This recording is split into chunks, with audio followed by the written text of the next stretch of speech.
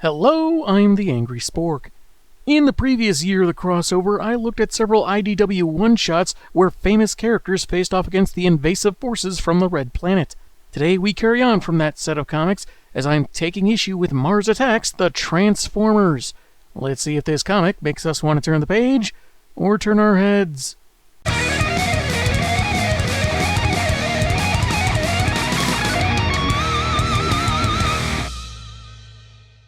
Fittingly, in the style of the other one-shots, this cover is based on the original Mars Attacks trading cards, seeing Optimus and Megatron side by side, firing at saucers while standing on a pile of defeated Martians.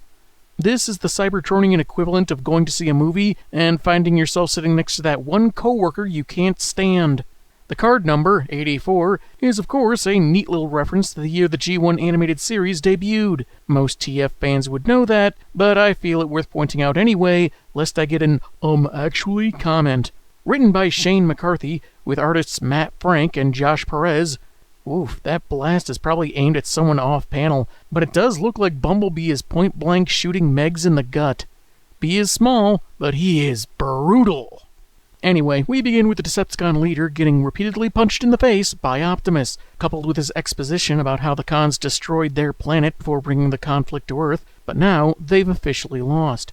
Despite some destruction to the city, he ain't just saying that. Starscream's in a headlock, various cons are down for the count, and Grimlock looks like he took the wrong lessons from all those episodes of Alf and is about to make a snack out of Ravage.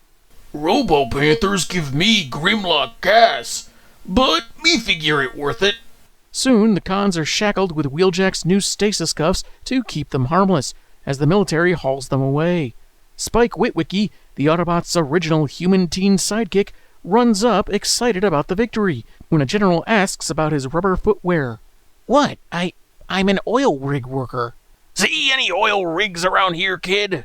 No? 'Cause there aren't any yellow boots. Think it through next time. He then calls Spike an idiot as the kid walks away dejected. Don't feel too bad, Spike. He said the same thing to Superman after he got back from Eternia and what Skeletor did to his boots. Firstly, doesn't seem like the best idea to insult the kid who's friends with giant robots, when even the smallest of them might get very protective and could accidentally step on you. Second, what was the big deal? Was it just about him wearing the boots, or that he doesn't belong on the battlefield? I guess it's more likely the latter, but I don't know. It feels like he's just being mean for the sake of mean and not getting that point across very well. Anywho, the General thanks Prime, confident that no one, absolutely no one, will mess with the US with the Autobots on their side. And then he gets burned to a skeleton mid-salute. Whoa, I was just kidding about getting revenge for Spike. Too far, Bumblebee. The kid would have gotten over it. Yeah, no, it's the Martians beginning their invasion, and Prime is uncertain his team is in any condition to handle another battle so soon. When they're approached by foot soldiers, Ironhide doesn't think much of the enemy, feeling they're too tiny to pose much of a challenge, until they hit him with a barrage of energy blasts that busts off his left arm. Our heroes find cover, Bee and Spike sharing a hiding spot, as the Martians broadcast their demands of surrender. Fortunately, the Transformers can understand new languages, but Bumblebee chooses not to tell his little friend what exactly they're saying. Surrender now, or we shall do unspeakable things to your faces and pets. They're gonna make the entire planet marathon all of Bill Maher's stand-up specials? During the attack, Megatron and Thundercracker are freed from the stasis cuffs, so quickly unshackle the other Decepticons. Seeing opportunity in this chaos, Megatron, upon being threatened by several Martians, asks to see their leader. What do you think, Steve? Should we trust this guy? Why not? He must be happy to talk. Look how he's smiling. Yeah, smiling like someone with something up his sleeve. Don't be stupid, Dave. They don't even have sleeves. Upon meeting the head invader, Meg surmises they've been watching the planet for a while, waiting until either the Autobots or Decepticons had beaten the other before beginning their own assault. However, now that the cons are free, the Martians won't be able to fight both teams of giant robots, so Megs proposes an alliance to destroy the Autobots. Figuring the machine men would make powerful allies, the Martian leader agrees to the deal. Just as Optimus is about to launch a counteroffensive, he's met by the released Decepticons. So round 2 begins, with energy weapons and laser fire, and the hilarious sight of Starscream scared scrapless as Grimlock looks to chomp him. If you fill up on Decepticons now, you won't have room for Energon stakes later. They pause their fight when they're suddenly encased in a large force field. The Martian leader appears to them, saying he used Megatron's overconfidence against him, setting him up to face his foes, only to have them all helplessly trapped while the Martians resume conquering Earth. This is outrageous! I will kill you all! You know, for someone with a name like the Decepticons, you think you would have seen this coming. This is nothing. You know how many times he's fallen for that Nigerian prince scam?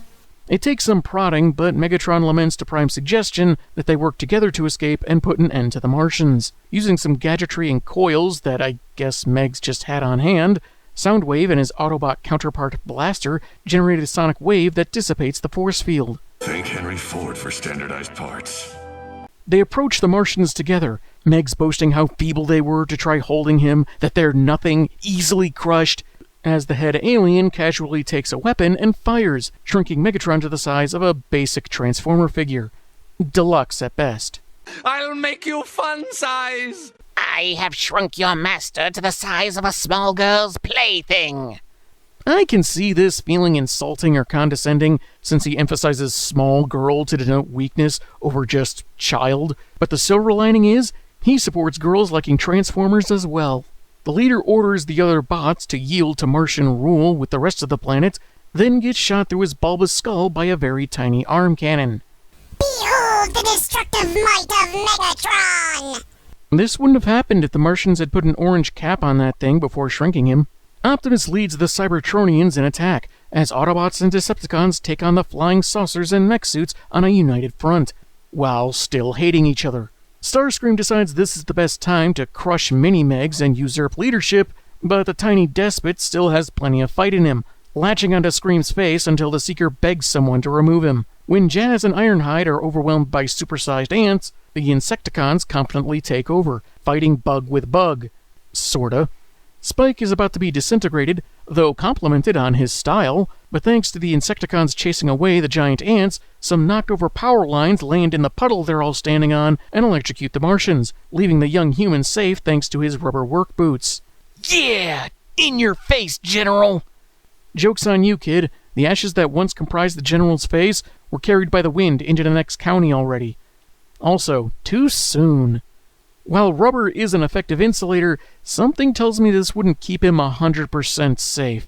Yeah, silly cartoon logic, but I'm just not sure if it warrants the Invader Zim clip. What the heck, just in case. Not scientifically possible! Decimated and on the back foot, the remaining Martian saucers gather for a massive strike to exterminate the bots, but are themselves destroyed by a sneak attack from the one robot with a flying saucer alt mode, Cosmos. And so the comic ends on Optimus Prime shaking hands with Megatron, who's been restored to normal size. Prime mentions how historic it is that their teamwork put an end to the Martian threat. You're just going to go back to trying to kill us, aren't you? Absolutely. That's all, folks. That was Mars Attacks the Transformers, a fun romp with some nostalgic 80s action, though it is a bit darker than the cartoon. Even if the old show could get away with the mention of death or killing, some could, others not so much, they never showed anyone getting their flesh and organs atomized or shot through the head. Still, the comic maintains a lighter tone, several humorous asides and sight gags. It's not taking itself too seriously, nor going overboard with comedy. The threat is still legitimate. The Martians prove dangerous despite their size, but the humor, like Starscream panicking over how threatening Megatron can be when only a few inches tall, still feels organic because of the traits both characters are known for. One's tenacity and ruthlessness, the other's ego and cowardice. However, that's something you'd know if you watched enough of the 80s series, at least, and a few of the other incarnations. Less familiar readers might feel differently. Same goes for Cosmos' sudden arrival. If I recall correctly, the original show would have him off in space most of the time, so it makes sense that he'd be something of a secret weapon, or late to the party. Yet I could understand if someone saw this more as an overly convenient out to wrap up the story. Even Prime was surprised to see him there. I really liked the art, faithful recreations of classic character designs, wonderfully vibrant colors, but with enough of its own style that exaggerated expressions feel natural. Also, I really liked how unafraid Bumblebee was to get in Megatron's face for insulting Blaster. This guy's got bearings of chrome steel. One sizable criticism that others may feel differently about is that it's a short read with pretty quick pacing. Scenes feel like they occur in very rapid succession, with little time to catch your breath. The plot is still really good. Martians plan to invade when one side is weakened after beating the other. It's a smart move, and Megatron would probably do the same thing, so of course he would catch on. Since he would have likely betrayed the Martians after wiping out the Autobots, naturally the similarly conniving Martian leader decided to betray him first. There's some good writing. And Megs' back and forth with Prime about having to work together suggests a familiarity beyond just punching each other. It all works well, but there's no getting to know the characters if you don't already. Almost like this could have been an episode's B-plot. On the other hand, the original show was made to sell toys, and this was just meant to be in good fun, story of giant robots fighting surprisingly effective Martians, so I think we can give it a pass for not being a cerebral treatise on the robotic condition, or something. While this may appeal more to G1 fans than the unfamiliar, this was still an enjoyable read. It's worth checking out, particularly for all the fun I cut from the scans. I'm the Angry Spork, and man, have I got issues.